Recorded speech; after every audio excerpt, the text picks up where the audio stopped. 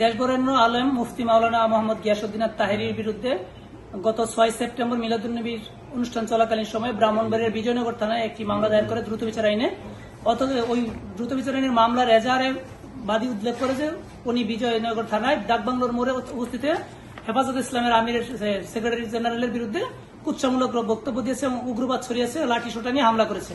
অথচ 6 September 2025 Milad-un-Nabi programme উপলক্ষে ঢাকার সোহরাওয়ার্দী উদ্যান জশ্নে জুলুসে উনি সকাল 9টা থেকে বিকাল 3:30 পর্যন্ত উপস্থিত ছিল, যেটা দেশের সমস্ত প্রকার প্রথম সারির যে মিডিয়া, টিভি মিডিয়া আছে, চ্যানেল 24 সহ অন্যান্য সকল মিডিয়াতে লাইভ কভারেজ হয়েছে সকাল থেকে বিকাল পর্যন্ত।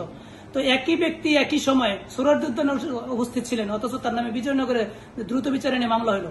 এই মামলাটা প্রত্যাহার করার জন্য আমার ওয়াকিল গিয়াসউদ্দিন আত-তাহেরীর পক্ষে আমি স্বরাষ্ট্র সচিব, আইন সচিব, পুলিশের আইজিপি, ব্রাহ্মণবাড়িয়ার ডিসি, ব্রাহ্মণবাড়িয়ার এসপি এবং বিজয়নগর থানা ওসিকে আজকে রিমান্ড নোটিশ দিয়েছি। আগামী 48 ঘন্টার মধ্যে এই দ্রুত বিচারের মামলা, এই মিথ্যা এবং এই মুনাফিক সুলভ মামলা প্রত্যাহার না করলে আমরা যথাযথভাবে আইনি ব্যবস্থা নেব। আমরা গিয়াসউদ্দিন আত-তাহেরী এদেশের আলোচিত এবং সমালোচিত হলেও আহলে সুন্নাত ওয়াল জামাতের উনি সাংগঠনিক সচিব কেন্দ্রীয়ভাবে। যদি এই আহলে সুন্নাত ওয়াল জামাতের এই দেশের প্রায় 60% মানুষ আহলে সুন্নাত ওয়াল জামাতের অনুসারী, যদি ওনার বিরুদ্ধে কথিত এই অভিযোগ, কাল্পনিক অভিযোগের মামলা প্রত্যাহার না করা হয়, তবে অবশ্যই অবশ্যই আহলে সুন্নাত ওয়াল জামাত বিকল্প আইনি ব্যবস্থা গ্রহণ করতে বাধ্য হবে। কি এফআইআর কি আছে?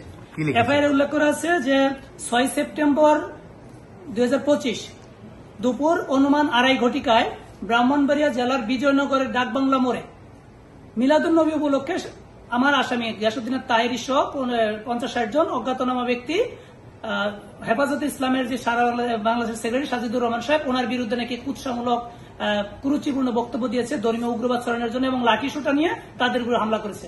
তো যে ব্যক্তি ঢাকার সোহরাওয়ার্দী উদ্যানে সকাল 9টা থেকে বিকাল 4টা পর্যন্ত এবং সমস্ত টিভি ক্যামেরা এবং ইভেন নয়াদিগন্ত পত্রিকা সহ সমস্ত পত্রিকাতে উনি আসছেন, উনি সোহরাওয়ার্দী উদ্যানে, এবং আপনারা যারা মিডিয়াতে ছিলেন আপনারা তাদের সাক্ষাৎকার প্রচার করেছেন। উনি এখানে সোহরাওয়ার্দী উদ্যানে জশ্নে জুলুস করেছে, গজল গেয়েছে, অনুষ্ঠানে ছিল বিকাল 3:30 পৌনে 4টা পর্যন্ত। তাহলে একই ব্যক্তি 2:30টার সময় ওইখানে থেকে একটা অ্যাবসার্ড একটা বিষয় দিয়ে শুধুমাত্র মব সৃষ্টি করে বিজয়নগর থানার ওসিকে এক ধরনের বাধ্য করা হয়েছে আমি মনে করি। এবং বিজয়নগর থানার ওসি বা অপারেশন যারা আছে তারা কোন রকমের তদন্ত এবং প্রাথমিক তথ্য প্রমাণ ছাড়াই এরকম একটা গুরুতর অভিযোগে আমার এই মক্কেল গিয়াসউদ্দিন আত-তাহেরীর বিরুদ্ধে এরকম একটা কাল্পনিক মামলা দায়ের করেছে, যেটা অবিলম্বে ন্যায় বিচারের স্বার্থে প্রত্যাহার উচিত।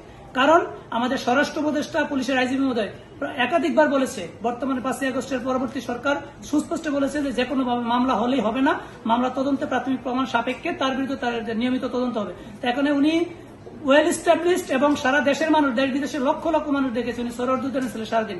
তো এখানে একই ব্যক্তি সোহরাওয়ার্দী উদ্যানে আবার বিজয়নগর, এইটা তো একদম অ্যাবসার্ড একটা বিষয়। এই মামলাটা প্রত্যাহারের জন্য আমরা স্বরাষ্ট্র সচিব সহ 6 জনকে আমরা ডিমান্ড জাস্টিস নোটিশ দিয়েছি আগামী 48 ঘন্টার মধ্যে যেন এরকম একটা কাল্পনিক মামলা, এবং এটা যদি প্রত্যাহার হয় তাহলে কাল্পনিক মামলা এবং অ্যাবসার্ড মামলা এদেশে অনেকে করতে নিরুৎসাহিত।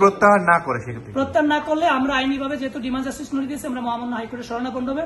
এবং অনেকে বলতে পারেন যে আমরা কেন এন্টিসিপেটরি বেলের দিকে যাচ্ছি না। আমি তো এই মামলার ঘটনার সাথে জড়িত, এরকম মামলা চলতেই পারে না আইন অনুযায়ী, যার কারণে আমরা মহামান্য হাইকোর্টের শরণাপন্ন হবো ইনশাল্লাহ। আর এর পাশাপাশি যেহেতু ওনার অসংখ্য ভক্ত অনুসারী আছে, আমি ভক্ত অনুসারীদেরকে বলবো আপনারা ধৈর্য ধারণ করেন, আইনের প্রতি শ্রদ্ধাশীল থাকেন, যে কোনো ধরনের বিশৃঙ্খলা এড়িয়ে চলুন।